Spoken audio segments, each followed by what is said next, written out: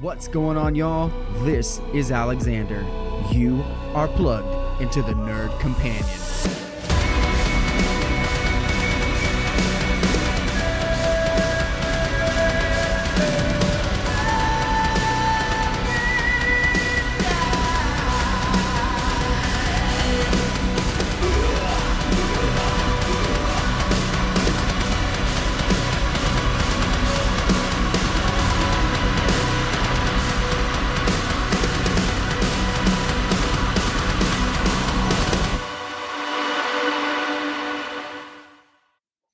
What's going on, y'all? This is Alexander from The Nerd Companion, coming at you with some housekeeping stuff before we get the episode started. You can now watch video versions of the podcast on YouTube at The Nerd Companion. Make sure you throw a like, subscribe to get all of the video content from this point forward. If you do prefer to catch it on the audio side, we are still on Spotify, still on Amazon Music, still on Apple Podcasts, or wherever you get your podcasts from. I would like to ask a huge favor from all my listeners, my followers, viewers, now that I'm on YouTube, is to throw a like, subscribe, share with a friend via word of mouth, or sharing it through a text message or whatever social media platforms that you use. I would deeply appreciate it. You can follow me on Instagram at _nerd_companion on Instagram for all Nerd Companion podcast updates and shorts. You can also do the same thing on TikTok at _nerd_companion on TikTok. They both post the same content on both Instagram and TikTok. So if you follow one, it's fine. You don't have to follow both, but if you follow both, it's all good. I appreciate it. Without further ado, let's get this episode rolling. This train goes on forever. Stay starving. So let me just preface who Ricky is to me. Ricky was my best friend. Okay, so my best friend in school growing up was Guy, and Ricky was his dickhead older brother. Pretty much. I was the bully. But not in a way where he would beat us up, but he would just give us a hard time, like all the time. I was like a PG-13 bully. Like, what was that show, Malcolm and Me, or Malcolm in the Middle or whatever? Yeah. I was just like his older brother, just like a dick. And so for me, like, I never had an older brother. So for me, my relationship with Ricky was like having an older brother. Like it was the older brother I never had. Because I was the older brother. I was the Ricky in my family. And Ricky was, the Ricky for me. I understand that. Did you ever have like another friend? With somebody, exactly. Yeah. Same relationship with his older brother. He was a dick too. That's probably where I learned it from. I think that is where I learned it from. So yeah, that's funny, man. I remember we would go over because Guy's house was the place to go to. He had the living room computer that had access to Napster. You for some reason had access to all like the Japanese Dragonball Z episodes that weren't out on Toonami. Oh my Dragon Ball, dude. I love this shit. Yeah. I was just talking about this. Like I just started Ezra, my oldest, just started watching Dragon Ball Z Kai. Okay. He just turned Super Saiyan today. Goku did? Yeah. Against Frieza? Yeah. And Dina was trying to, because I saw like a little Majin Buu sticker on somebody's truck, and I was trying to explain to him, like, oh, you'll know who that is later. And I was like, man, trying to explain, like, back then we didn't have like the internet. I mean, we did, but it wasn't like what we had today. And I was trying to tell him that, like, Ricky would have like these pictures and like VHS tapes that were in Japanese that showed like Majin Buu, and I was like, I knew it was coming at some point in the English version, but like it took years to get there. It took years to get there. Yeah. Like almost like 6 years. Yeah, like it was a long time. It was a long ass time because you had to go through the whole Android Cell saga before you get to the Majin Buu saga, and Toonami was just like Dragon. Oh my god, they would show the same season for years, and I watched it every time. I ain't gonna lie. Like as soon as they get to the Freezers at the end of the Namek saga, like you knew like when it was about to restart back to the same saga, but whatever, man. I loved Dragon Ball. That was my show back in the day. I think it was everybody's show back in the day. It was a shit. It was the first time I ever saw people screaming at each other and fucking for 13 episodes. Yeah. For real, that shit was dope. Yeah, so he's watching that, and I was just trying to explain that. That's cool as shit. Yeah. Yeah. So okay, that's who Ricky is to me, and so you served in the Army, right? Yeah, for about 6 years. What'd you do in the Army? Intelligence. I was an intel nerd, and then I was stationed in New York, Fort Drum. And then they sent me, and then I re-enlisted so I can go to Germany. And Never came back. I haven't came back since. But I also broke up with like probably the girl that should have been my wife. So I can go to Europe and kind of like, do my thing. And I definitely did my thing. But then I probably lost the girl that was supposed to be my wife. That kind of sucks. But You feel like Roland? I do kind of feel like Roland. But she didn't go out like Susan Delgado though. She just got kids now. But, she doing good though. But yeah, so been in Germany for like 7 years now. Don't speak the language very well, but You could get by, I'm sure. I can order food and like if I'm in trouble, I can get help, but I'm not good at the language. I imagine a lot of people speak English over there, though. They do. The older people don't, but the young people do. But still, like I'm in your country. I just don't work with Germans. I work with Americans. I never have to use it. Only at the gym do I use it. So I never really have to use it. Seriously, it kind of defeated the purpose of like learning the language, but it's cool though. Like Germany's not like super fun, but it has a high floor, but the ceiling's not so high. So it's just like steady. Like, you know what you're getting into. Oktoberfest is cool, whatever, blah, blah, blah. But it's like, okay. Like I lived in Turkey for 6 months. That was dope. Turkey? Oh my gosh. Turkey and Poland. I got to live there. Like, I bet the food in Poland is really good. what? Yeah. Pierogies, the what? And the girls there. Ridiculous, man. I'm like, Polish girls. I tell all my friends, like, I know you want to go to Italy, Spain, blah, blah, blah, but y'all need to hit up Poland. Like, you need to hit up the north. I dated a girl from Sweden for a while. Sandra, she's so fine. Like, there's so many good looking women here. Like, Europe was tight, man. Europe's fun. I didn't do too much time in Europe. The only time I did in Europe was in Scotland for, war games. Oh, that's cool. Yeah, but I was only there for 30 days and we were basically playing war games with the Royal Air Force. And then it was a major like beer party at the end. That's how all that NATO crap is, man. Yeah. It's just a party. Like I did a NATO mission and like after every day, like we would work for like 12 hours, but after every day, all we do was go to the bars and get drunk. And like, yeah.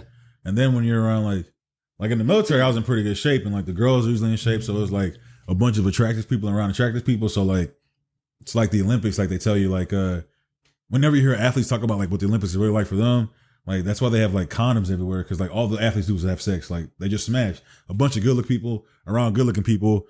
They're going to smash. Like that's what's just going to happen. Like they're going to have sex.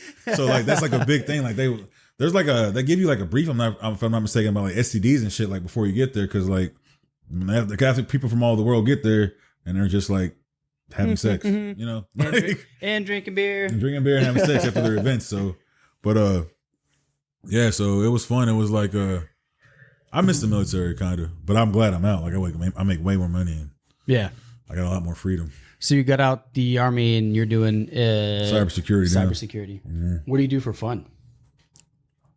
Normally travel. You said you had a traveling show? Yeah, I did on YouTube. Me and my friend Chris, we started it. Didn't work out. It was super expensive, but we did it. We went to like Colombia, Ireland, Dubai. I'm missing what? Colombia, Ireland, Dubai. Where else? Oh, Dominican Republic. Yeah, another spot, but it was just expensive and but it was dope. It was really cool. Colombia's tight, man. So, I bet Colombia's tight. Colombia was cool. You mentioned that you are writing books. Yeah, I am like on Microsoft Word, it's over like 400 pages right now, so it probably means I have to like reduce it. Oh, hell yeah, dude. Yeah, but it's like I'm deep into it. Like I've been writing for a while, but it's pretty much like it's like Dragonball Z meets Supernatural meets Full Metal Alchemist Brotherhood. Like that's how I describe it. It's about angels and demons. It's about like I don't want to give the premise of the book away. Yeah, you don't have to. Is it set in modern time right now? Yeah. And it's like the first book is Pestilence. So it's pretty much these two kids. One's a angel, it's called an onslaught. He's like whenever God cast Lucifer and the fallen angels out of heaven, as they like fell from heaven, so a lot of them burned alive, you know what I'm saying? And like turned into monsters, and he's like the descendant of them. So he's super strong. And Abraham, the main character, is super strong. He's an archangel. I kind of gave that away. He's an angel, though. We'll just say he's an angel right now. We can cut out anything you want to cut out. He's an angel. And somebody started the apocalypse because somebody's pissed. So they started the apocalypse, and now it's it's like a quartet of Nephilim and these two kids, and they gotta save the world. So it kind of gets a Stranger Thing vibe as well. They're children. They're not. They're like 16, 17. I feel like that's a good age because it's like they can get into a little more. It's not like so silly. Like okay, that little they can cuss and like do shit like an adult, and they still have like an adult capability to handle themselves that they need to. And the Nephilim are like so they're the descendants of angels, obviously, and they all have powers that are passed down from like generations. Sometimes they skip, but so that's their quartet, and they're trying to help them. Like really, they don't know what the fuck is going on. To be honest, like. They're led by this dude. Again, you don't have to go into as much details if you don't want to. They're led by this guy, Deacon Farrell, and he's a deacon, which is like a secret order in the Catholic Church of like that's sent to protect the world or whatever. But he's an alcoholic because of the shit he's been through. Because he was able to see like shit from a young age. It just fucked him up. You know, his parents got killed by these demons and shit. So like he's fucked up. He's a super alcoholic, but like he's their leader because he's a prophet. So like. He doesn't want the gift, but he has it and he has to deal with it. So he's leading these kids to fight, but he doesn't even know what he's doing. He just gets like, he'll go to sleep or he'll like pray. And then like somebody will tell him like, hey, you need to go do this now. And he's like, shit, man, I don't really want to do that, but all right, whatever. So he's taking these kids and they're fighting. And that's where I am. I'm on the last fight right now. Where are these kids' parents, man? So, no, that's a good question. The two kids. Well, don't if there's no spoilers. I was more just like a joke. Yeah, you got to get into it. I introduced you to the parents on most of them. Yeah, that's funny. So, how long you been working on that? Years. I'm no Stephen King, but he says if you can write a page a day, you know that's pretty good. One word at a time, he says. Mm-hmm. But I like, I just like put it down for a while and then pick it back up when I feel like really inspired, and then I just rip off like 50 pages. So. I have to stop doing that though. I should probably just finish it, but it's a lot. I know like if I were to like send it when it's finished, I know an editor's gonna be like, "Bro, cut this shit down, please. Like it's too much." But I feel like all that needs to be in there. So you just stick to your guns. You could always self-publish. I've seen that. I watched YouTube videos about that. I would probably do that, to be honest. I feel like with the media that we have now, it's much easier to self-publish than it would be like 30 years ago. For you know what I mean? For sure. Like with Reddit forums or I haven't really looked at it. It's funny you say that because I have several writing projects I'm working on that you're way ahead of me. I've been bullshitting for 10 years. I'll pick it up for a little bit and then I'll come back down and I'll do it. But like, I don't know if it's the same for you as it is for me, but like, life will take over and it feels like that kind of like it's almost like this idea in the back of your head that just keeps shrinking and shrinking and all of a sudden like something will click, like you walk by that rose again and all of a sudden you're like wait. Oh shit, I need to write that down real quick. That's the thing though, is like, but yeah, I just need to get on it and just just write. But whenever you get into the zone, it's like, oh shit, like you just start ripping shit out and ideas start coming like, oh, you just like, oh shit. And that's what I like about it is even if nobody gives a shit about my book, I like telling myself the story. So I like it, so it doesn't matter. Well, I mean, it's hobby. It's like therapeutic. Yeah. So I'm telling myself this story, and I'm like, man, this is dope. Like, this is really cool. And then I just start going deeper and deeper. I just imagine it's probably going to be a lot. I feel like it'd be a lot easier to do now. I think I've seen people release like different chapters on like Reddit. On like different, like they'll release like a chapter and have people people read it and be like, oh yeah, that was cool. Get interested. Yeah, that's smart. And like just do like maybe like 1 or 2 chapters that you're okay with like releasing, and I got a friend. But those are the only ones that those are the only chapters that you release without giving out the product. I got a friend in Poland. She's like a big nerd, super fun though, and I'll like send her like a little bit of my book to see what she thinks, and she gives me honest feedback. She's pretty cool. That's what's up, dude. What else you doing? What else? Right now? Oh, I got into Magic. The Gathering? Yeah, man, super fucking expensive. But the digital or the actual? We play like at work. We play all the time at night. Like that's what we do when the shit gets boring. That's what this white box is. Number cards. You play Commander or you play Standard? Standard. I don't understand. I never looked into Commander. We play Commander. Is Commander the way to go? It's so much fun. I'll look a video up. Commander's the shit, dude. Can you play? Can you? I guess we could play online. Video. Yeah. You talking about like against each other? Or, yeah. Like Zoom or some shit. But if you don't play Commander, like you need to get like it's not hard to understand, but pretty much you're building your deck around a card. So you want your Commander to kind of like make your engine run. So Commander's dope. It's so much fun. I want to say it was you that got me and Guy into Magic. I didn't play Magic until I got to Germany, so it wasn't me. Probably Michael Ford or some shit. Michael Ford got Guy into it. Yeah. Because I remember you were able to take Guy onto all the stores and get all these fucking crazy cards, and he'd build these immortal decks. I'm like, this is bullshit. Guy said he had some badass decks. I never played them. He would have decks that like protect you from every color, so you couldn't do anything. That's what I be trying to do. I be trying to slow the get on. Nope, you can't do that. I like blue and white. Oh, I like blue and black. Blue and black, yeah, it's dangerous. Like blue is nice. It's like where you're manipulating the playing field. Yeah, blue like controls the game. Like, no, you're not doing that. Like, leave me alone. Yeah. I had built a deck where it was just like a mill deck, where it's like you discard your hand, you like take the first 5 cards off your library into the graveyard, like and then I would have cards that were powered up by cards that went into their graveyard, and by the time of it, they would honestly lose their library before I would even take their life points away. Game. My first deck I built was around the mill guy. They did like a Mothman. He's from the Fallout deck, and pretty much when he comes into the battlefield, you get a rad counter, and for every rad counter, you got to start building cards and shit. So you're gonna get me back into this. I have a whole thing right there. So y'all play. So Commander, is like standard rules, so you can only play like the last 2 years, or it's just kind of like Legacy? So they have it's Legacy. So they have like there's like, dude, if you're gonna like go to like a store and where there's like actual competition, you need to follow the rules. But if you're just playing with your friends, like who cares about banned cards? You know what I'm saying? But Commander's 100 because you can buy any card you want.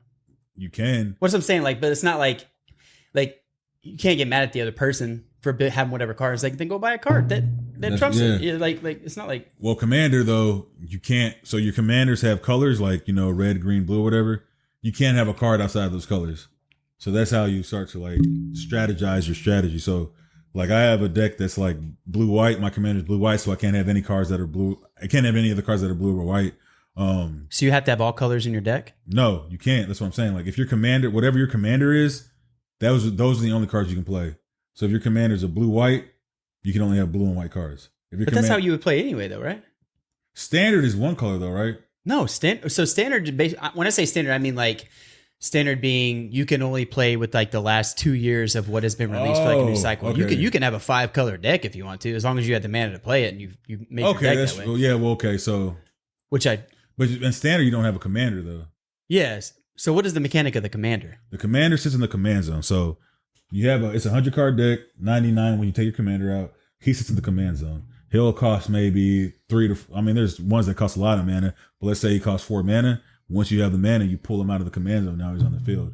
As like a creature. He's a creature now, or whatever it is. And because you can use a plane. You know what planeswalkers are? Yeah. You can use a planeswalker. Some can be commanders. Some enchantments can be commanders. Jace is my favorite. Jace, the mind sculptor or whatever. He's strong. But so once your commander's out, whoever that creature is supposed to like be the engine. So you don't want to have a dumbass commander. You want it to like kick your shit off. Like, okay, now I'm gonna do whether it's creating tokens, putting +1/+1 counters on her, making people sacrifice creatures, whatever. Your deck should be built around that. So now all your instants, your sorceries, now they're starting to hit harder, and people are like, "Fuck!" Like your commander's out. That's why like it's so much fun because some commanders when they come to the game, you have to get rid of them quick, or you can't win. How many commanders can you have in a deck? One. You can only build your card. You can only have one commander. So once your commander dies, like you could still play the game. You just don't have all the buffs. No, your commander, it never truly dies. It goes back to the command zone. So if it costs 4 mana, now it costs 6 to bring it back out. It goes up 2 every time. Every time it dies, standard? it's 2 up. Yeah. Gotcha. So it just costs 2 more mana to bring him out or her out or whatever it is out every time. It's super dope. I got and I do proxies now because I spent a lot of money on like buying real cards. But now they have sites where you can build a deck on Moxfield. I don't know if you know what that is, but pretty much you can build a deck, whatever you want, of 100 cards. You bring it to a proxy site, and then it prints the cards like exactly like it. It just doesn't have on the back like Magic the Gathering. What you can make the back whatever you want, but the front of the card is the exact same card. I mean, if you're just playing with Buzz, exactly. So I'm not going to like a real place where it's a Magic competition. And now you can build a deck because if you try to build a deck, screw you, Wizards. You know what I'm saying? They're expensive, man. If you try to build like a real deck, it's over $500 easy. But now, also like $100 and you get the exact same deck, exact same cards. Like I might just do that with my kids. If you want, he's into Pokemon cards. I'm like, let's get out of that phase. Come on, let's get out of that phase. I mean, Pokemon. If he likes Pokemon, Magic is definitely more intricate. But like, I feel like Pokemon is. I never learned how to play it, but like all the spinners and I'm just going like, what the hell is going on here, dude? I don't know how to play that, but I know how to play some damn Magic now. Magic, I feel like, is easy. Like if you look at the base mechanics, you have 20 life. You have 40 to. in Commander. It's 40? Mm. Yeah. You have a set points for life. You play your characters. You play your monsters, sorceries, whatever. The goal is to either get rid of their life points or deplete their library or, whatever. And each card has its own rules, so it explains it. It does. It's assuming that you can read. Like you know how to play. That's the thing though, like you can read it, but you better understand it because especially when Commander, stuff starts triggering. So like you're reading ability, somebody will do something that will trigger it, which will trigger this, which will trigger this. That's the whole point of Commander is like you want a whole bunch of triggers happening to where they can't stop you anymore. I'm telling you, like it's crazy when you start like when you build a deck like around something and it starts triggering, the engine starts going, you win. So that's the problem. That's why you have to get the Commander off the field, or you need to be able to like. That's why I love blue because I can just be like, no, you're not doing that anymore. Just counterspell. You can't do that, and then that kind of throws people off. I used to be a big black. Black was my favorite, and then I used to people always picked white and green, and they were good, but I could probably find my way out of it. I just didn't like the thematics of the white and green. I was like, that's lame, like whatever, monster like beasts and elves and stuff. I was like, whatever, dude. I like the zombies and shit. Zombies and the vampires and shit. Black's cool. But then I would play this guy. He had a blue deck, and he would just never. I could never do anything. And I was like, I think I like blue. Mm-hmm. So I just always went blue and black. I'll have to show you I've got a deck, my mill deck in there, but it's probably nothing compared to what you build. I got some strong cards now. I be fucking people up, but I mean, do you know what the slithers? You know what they are? Yes, Ryan Barrows had the sliver deck, and no one could beat them. They're tough. I got a sliver deck. It's bullshit. Those should be outlawed. This sucks when you play with a bunch of people because they just target you because you have a sliver deck. Yeah. So like my Commander costs every color, one of every color, so it's 5 color. That's an interesting deck. I bet it's fun to play, but hard. It's awesome, but it's hard because people are getting more monsters out quicker than me, and then they're just hitting me like because I have the sliver deck, so I'll be down to like 10 life, get my Commander out. But once I get my Commander out, now everyone's like plus 16, plus 16, trample, flying, and life link. Yeah, kind of. Yeah, I'm getting fucked up. But once I start getting my slivers out, it's like okay, now I can start like combating people. I love the sliver deck. We would always ask Ryan, like, hey, because we would always go over there, like, we're playing Magic. Every Friday, we would go there. If we weren't at guys, y'all's house, we would go to Ryan's house. And we all played Magic all the time, with Nathan, Ryan, Guy, me, Keelan. Like, we would all play. And Ryan would be like, all right, I'm going to play my sliver. Like, no, you're not. Like, we're not going to play. Like, you can't play. Yeah. It's just because it's like, it's dumb. It's dumb. It's hard to beat them. Like within 4 turns, he's already got like 16 people and they're all like they multiply like quick. 8/8s with flying and trample. Yeah. It's like what? That's why Commander's cool because it kind of limits that a little bit because you need your Commander to like really make them kick off. You know what I'm saying? Well, slivers are kind of different. No, you don't because like all slivers have. No, they all help each other. Yeah, all it's like a virus. Yeah, they're a virus. Yep, that's a good point. Slivers are tough. That's why I got the deck. But my friends told me like, if you buy this deck, we're gonna target you. So now every game they do target me when I play them, but. I still be winning. I still win sometimes. That's what I'm saying. Like even when you target them, like as long as you can get like a couple counters or a couple heals or something like to buy off a couple, because once you got all the mana to play, you're just gonna start throwing them down. And each turn is just another dangerous entrance. Yeah, dude, I fucking hate slivers. I love them. Hate. Well, I mean, I love them. It's like a love-hate relationship. Yeah. Like I even built like a trash sliver deck from like things I would get from boosters. And I'm like, deck is the shit, and it's like it's fodder. Like there's nothing. It's just like the dregs of cards, but like they're just so good. They are. Yeah, dude, it's freaking ridiculous. I just bought a deck last night that I built, man.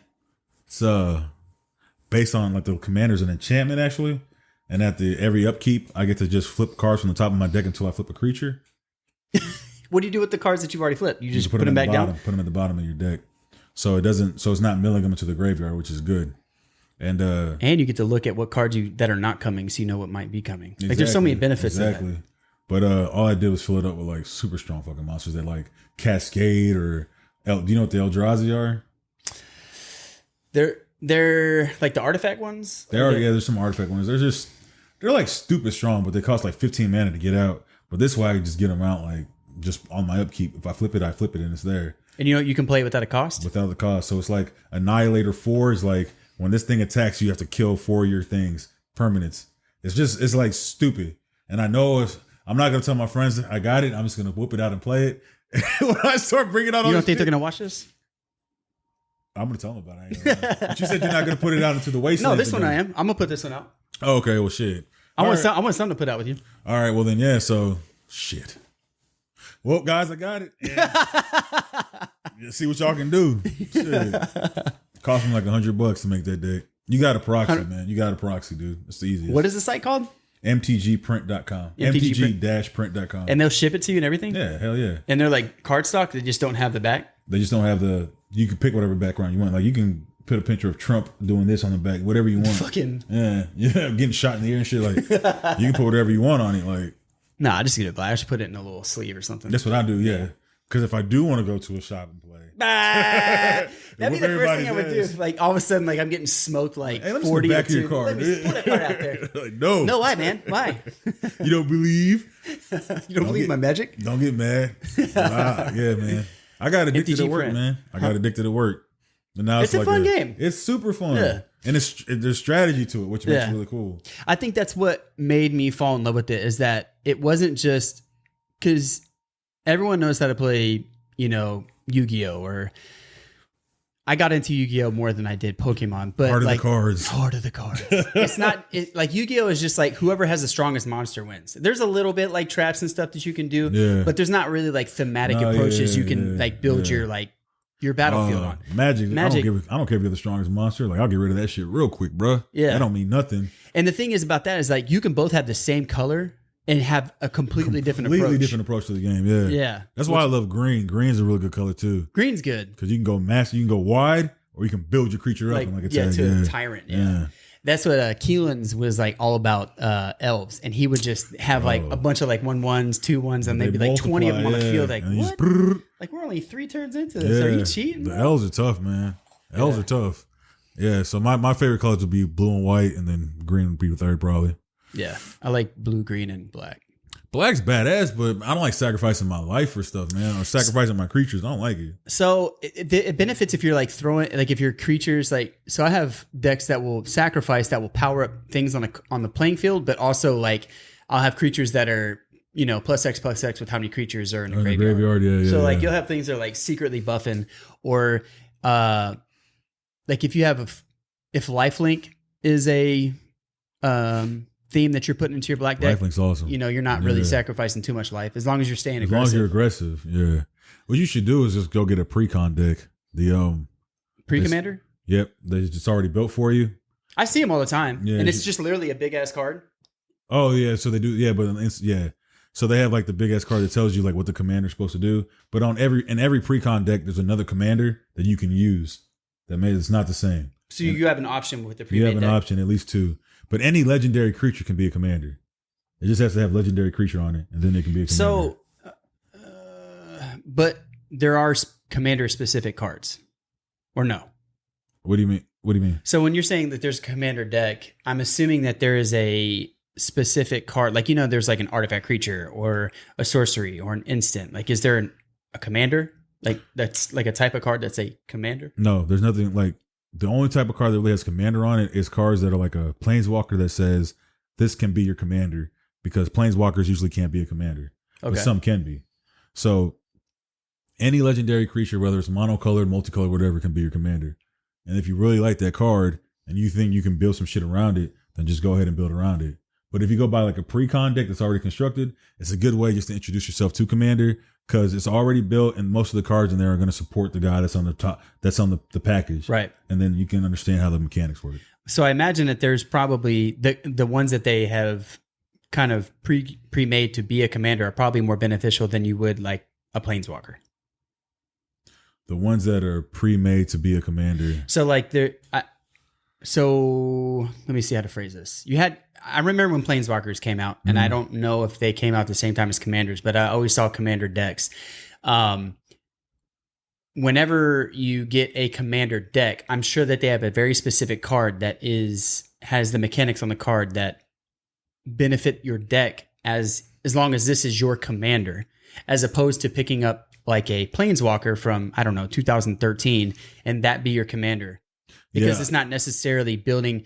I mean, you could. Yeah, exactly. I mean, you could, but like, I've never seen a pre-con Planeswalker deck. Like I don't think the Wizards of the West Coast make those or whatever. But For Planeswalkers? I've never seen a. I think they do.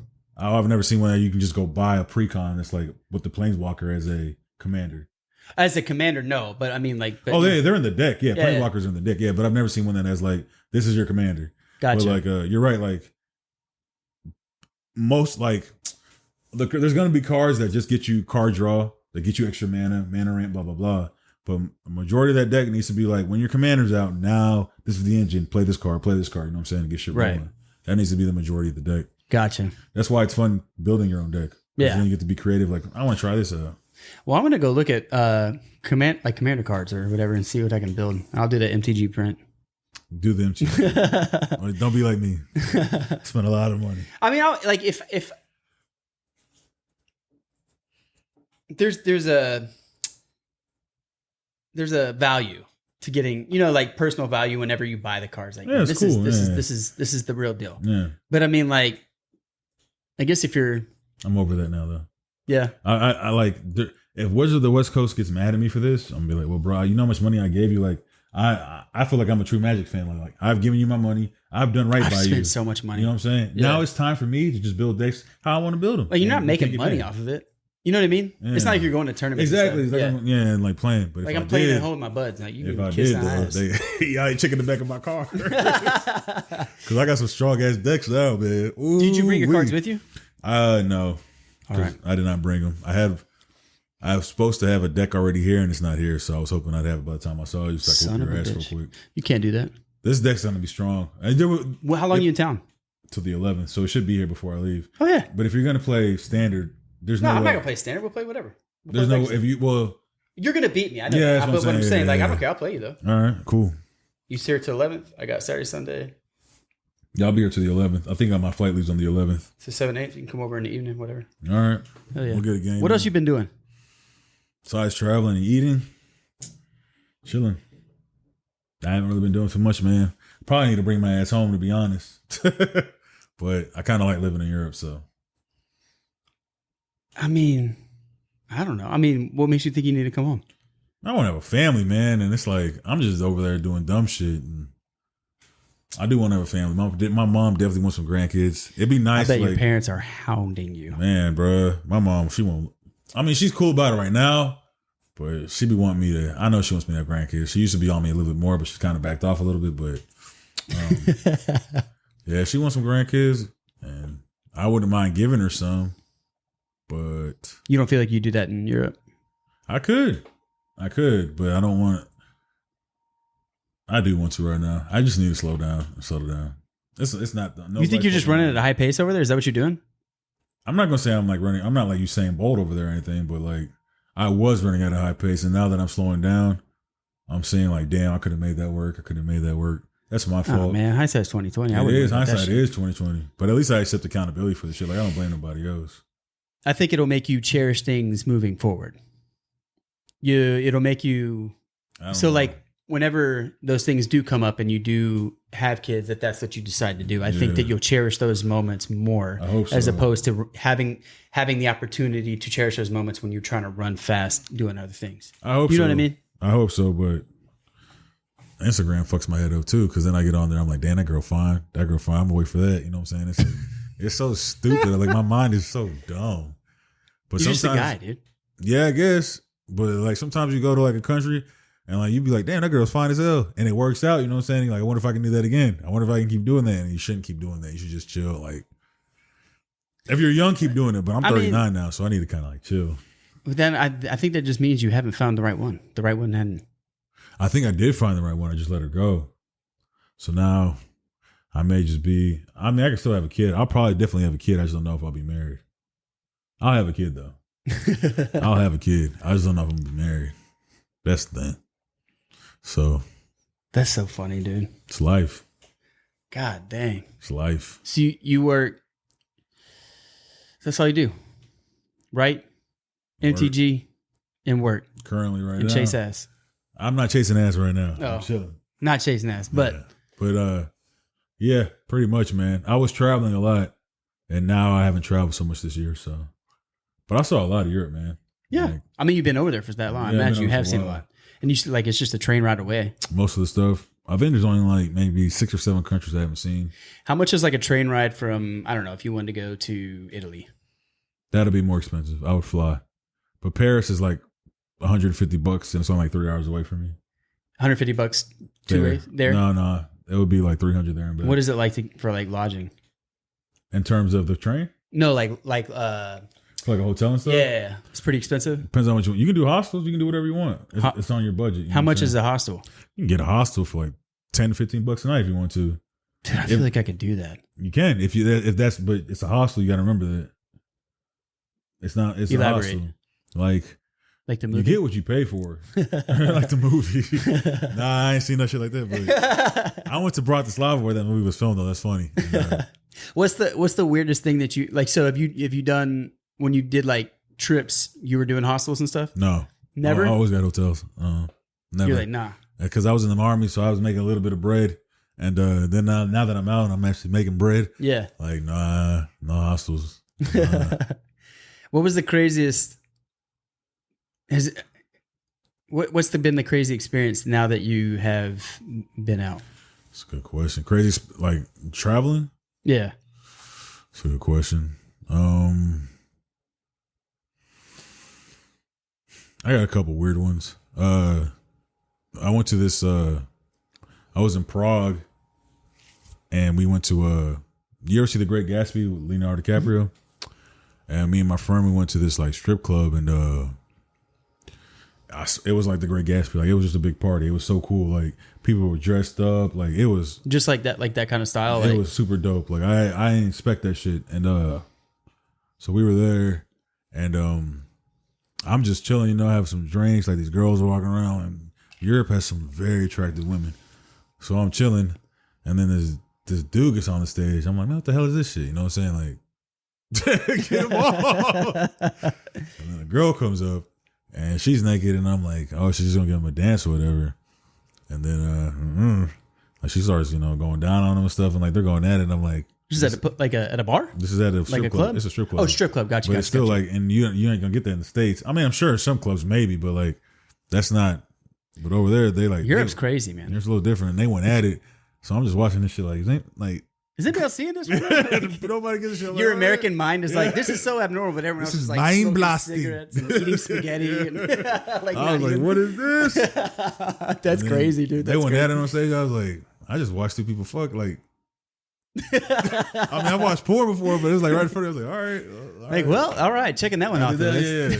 Not really my thing, but all right. Well, you know what I'm saying? So that's funny. I just didn't expect that. What else? I was in Poland when I was living there, and I ended up meeting like with some Norwegian people, and we actually ended up going to a strip club there. But we got lit, man, and these dudes were like older, like 40s, 50s, 60s. You know what I'm saying? I was hanging out with their son or whatever, and we were just chilling. I don't know what happened, but we ended up going out to like a farm. Like it must have been like 5 o'clock in the morning. We were at like a farm, like an hour away from the city I was living in, like eating hot dogs and shit. And I don't even like remember like how we went out there or whatever, but I ended up at a farm in 5 o'clock in the morning in Poland. Like, and whenever I like woke up, I was in this small ass town, and like I remember like walking to the store, and this one guy saw me. He's like, he's just like a black guy. He's just like staring at me and shit, and he just smiles. He's got this big ass smile on his face, and he's like waving at me and shit. So I just wait, man. He's like, you've never seen one before, I guess. And like as I'm walking, like I'm like down the street, and he's still like looking at me. I'm like, all right, man. Shit was hilarious, man. It was just funny, dude. That's so funny, man. You ended up you went toe dash and ended up in Caliburn. I went toe dash and ended up for real. The Polish version. That's so funny, man. Dude. Yeah, I bet there's a lot of stories like that because you can get on a train and usually just book it in a couple hours. You're in like 2 countries over. Yep, you can do that. Crazy. I'd rather fly, but yeah, you can definitely do that. Like, I fly a lot of places. And flying is cheaper? It can be. Yeah. It's easier sometimes. The train's easy as hell though, but it's never on time. So the town that you live in, is it a small town? No, Stuttgart's a big city. Yeah? Yeah. Where during COVID, when everything launched off, were you over there? What was that like? What did you experience over there? That was sucked, like in regards to like traveling, like curfews, like what did you see? I was traveling a lot. Like even when it first broke out? Yeah, I was making like fake COVID tests and shit and like just using them because that was before they had the QR system. Once the QR code came out, I was done. I had to go get the real So shit. hold on, let me get this straight. So you could. I thought they shut everything down, like you couldn't even travel. For a little bit, yeah. But What did it look like at ground zero when it was like Germany? nobody's going anywhere? Like what was going like? It was quiet out there. It was dead. Like even at work, like I have a job where you have to be at work 24 hours. Like somebody has to be there 24 hours a day. And like we went to like zero manning for a while. Like it was nobody can go to work, and then they slowly started bringing people back. So it was just like dead, like tumbleweeds rolling in the street. That's like, crazy. It was dead here. It was dead in Europe, and Europe took it like really serious. Germany, especially, Hell yeah, they took it really serious before they found out like it wasn't so bad. But that's a good question because COVID was a bitch, dude. It sucked. Like it was. I understand why the governments like had to do that because it's better to be safe than sorry. Right. So I'm not mad at them that they did it, but it slowed the progress down. And now like when you go to like big cities like Paris and London, after COVID, it's just not as fun. Like I was in London about a month and a half ago. Shit was whack, man. And so London things are different now. Yeah, it's not pre the and same. post It's not the COVID. same. So how long did this little dead town, ghost town phase last? For a while, like a month or two at least. So it was just you and work back home. I mean, yeah, kind of, but I forgot when I started traveling. Like I was going to Turkey and shit all the time though, like because I had like a girl I was seeing out there. So I would just make a fake COVID test and go, and they accept that shit. And I was like, deuces. How do you make a fake COVID test? I went and got a real one time, and it then was negative. Yeah, it was negative, and then I just like uploaded it to like a PDF. Like it can pretty much make it into a PDF, and I just change the dates on it. And then, what a broken ass system to check to verify that. But that was before they started using QR codes. That's hilarious. I tried that shit when I went to Dubai, and they were using QR codes, and they got. I bet traveling was cheap. Oh, and it was like I would get to the airport and like I just walk right through. Like there wasn't a lot of people there. It was super dope, super tight. It wasn't fucking cheap though. It was like kind of same prices. And one time I was flying to Turkey and this lady got scared. I guess she got scared of COVID. She was a Turkish lady. I don't know what she was saying, but they like made us sit there and like she like started making a big deal. She didn't want to be on the plane no more and shit. So they had to escort her off and then go through all the luggage and get her luggage off. So we were like an hour and a half just sitting there. It sucked, but that's freaking crazy. It was awesome traveling though during that time. I traveled a lot of places, man. Poland, all that shit. I didn't care. That's crazy. I probably would have did the same thing. Mm-hmm. But I was like, always wondered what that was like because I remember Keelan, he had just got back from, I want to say it was Italy, like just as it, like in the beginning of that year. And then when he came back, that's when all that shit broke loose.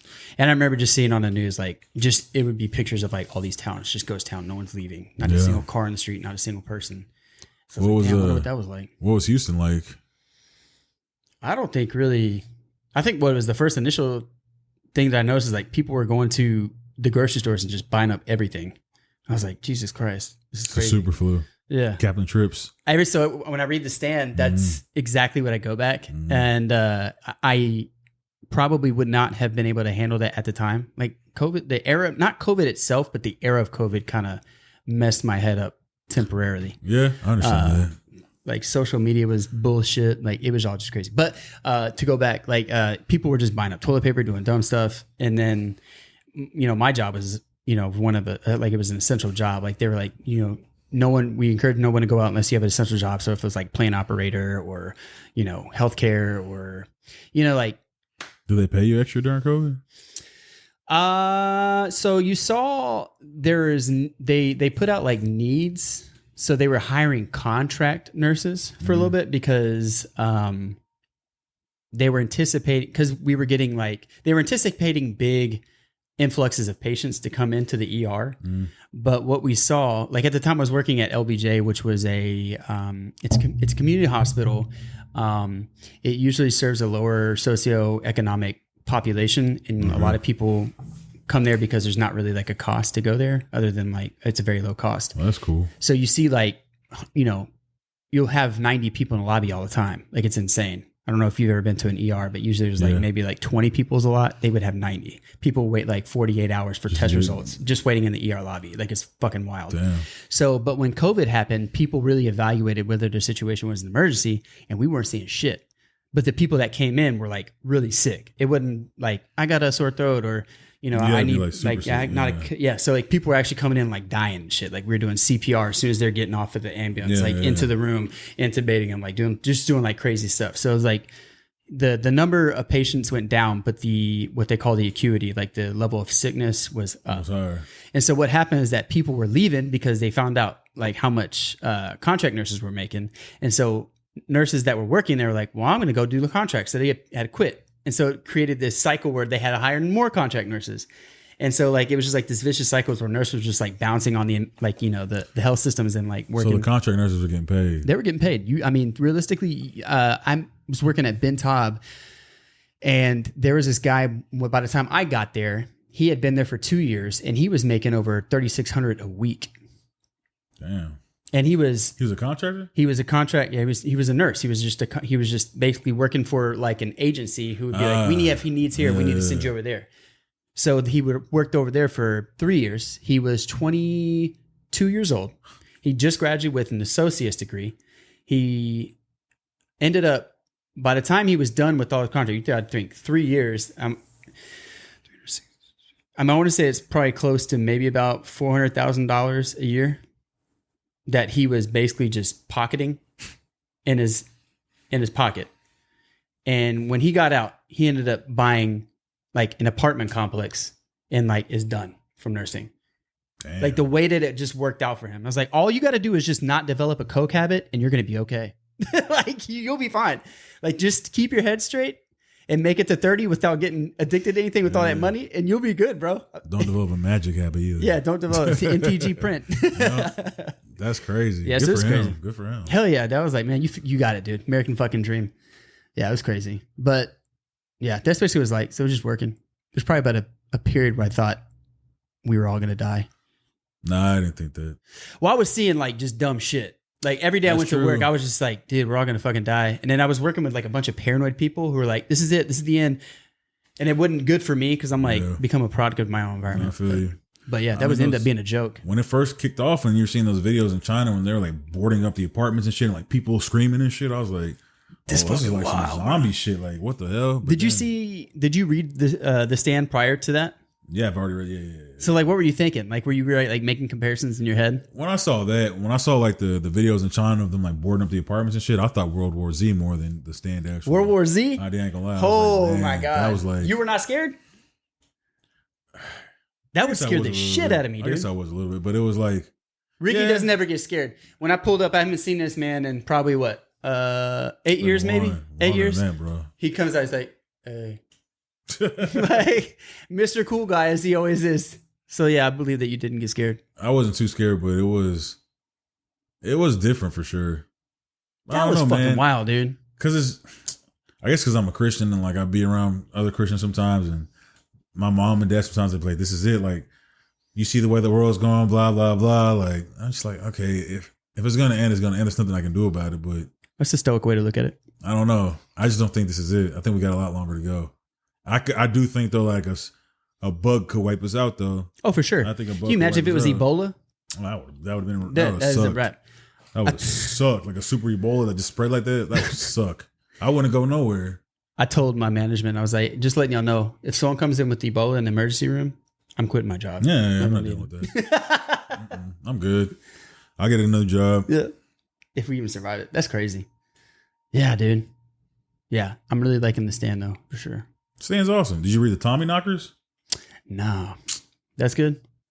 All right. Top 10 favorite Stephen King books. Go. Without the Dark Tower. Without the Dark Tower? You can't include Dark Tower. You can just include it as a whole. The Stand. Okay, well, then the Dark Tower series number 1. The Stand. Tommy Knockers. The Outsider. Outsider's next on my list. Shit's so good. Fairy Tale. Fairy Tale.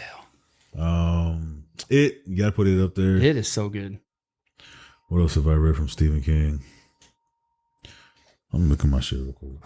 I feel like it was the movie, the latest, like the 2-part movies, was probably the best iteration of any Stephen King movie that's been done. Yeah, I would agree. Like the way that like Skarsgård was perfect. Like even the way his eyes look. Yeah, he was like good. Everything is perfect. He was good. Let me see right quick. I got so much Stephen King on here. Stephen King's good, man. Yeah, but it was good. The book was good. The movies were good. Oh, I really like it's part of the Dark Tower series, but it's not part of the canon or the main story, whatever. I like the The Wind Through the Keyhole. I really like that one. Did you read that? Nah. That It's a one was quick good. read, right? It's like 70 It's pages. not that long. Yeah, that one was good. That one was really good. Oh, Is there a lot of references? Like, what is it? it is. It's rolling. It's rolling in them. It's like it's rolling in the quartet. So they're like it's in between. I think Wizard in the Glass and or it's in between Wizard in the Glass and what was it called? I want to say, but basically they get stuck in like this place where this it's called like a storm something, and like it hits them real quick. So they have to like stay in the shack. And he tells them a story from his youth of like when he had to go into this town and save the day pretty much. And it's a story within a story because while he's telling a story, he has to go into another story. It's really good. It's good. It's good. Let me see here. Okay, well then if you're not... Mr. Mercedes, Mr. Dr. Sleep. Oh, Dr. Sleep. What? Dr. Sleep. I forgot about that. I only saw the movie. Oh my gosh, that book was so good. Dr. Sleep. Oh, with the... Rose the Hat. Oh, with her long fang. They didn't do that in the movie for some reason. Oh, dude, you got. I need to stop watching the movies, dude. Like Stephen King movies. Dr. Sleep was the shit. That's like the only reason why I feel like I probably will have a hard time engaging in The Stand. But, well, I mean, I haven't had an issue yet. But but nothing beats like a fresh like surprise reading as is instead of like comparing it to a movie. Did you read Dreamcatcher? Mm-mm. That's like super. That's like a. It's almost like existential, like Lovecraftian, right? Or no, it's like aliens. No, it was just aliens. Tommy Knockers is aliens too, but the Tommy Knockers is really good. It's better than Dreamcatcher. It's better than Dreamcatcher. Tommy Knockers is the shit. The Institute was pretty good. Not my favorite. Outsiders next. So I got The Stand. Good. That's a piece of shit creature. You're gonna hate that creature. Piece of shit. More than Andy. It's the worst. I think it's the worst creature you ever created, but. The outsider creature is pretty bad too. You're talking about in regard to like just how awesome it is, like how evil it is. Yeah. That's funny. A piece of shit. There's no redeeming qualities in it. It's just not a single redeemable quality. It's just like a creature that wants to scare you and then eat you, and that's all it cares about. Like it was horrible. Jesus Christ, that's crazy. It was a good book though. Hell yeah, dude. Well, I appreciate you coming over, dude. Anytime, bro, for sure, man. This was awesome, dude. Hell this yeah. is cool as shit. My man got a podcast. This is tight, man. It's all right. It's a work in progress. Man, keep it going, man. Just keep it up. Hell yeah, dude. You got your own studio and shit. You got the belts on them. That's tight, man. Real deal. Thank y'all. Alexander from the Nerd Companion. Hit a like, subscribe. This was awesome, man. My boy Ricky, you want to throw a plug? Anything you want to say? Nah, but I'll be back though, and we could always do virtual too. All right, cool. I can throw a link through this. All right, cool. This is dope. This is really cool. Oh yeah, thank you for coming. Nerds unite.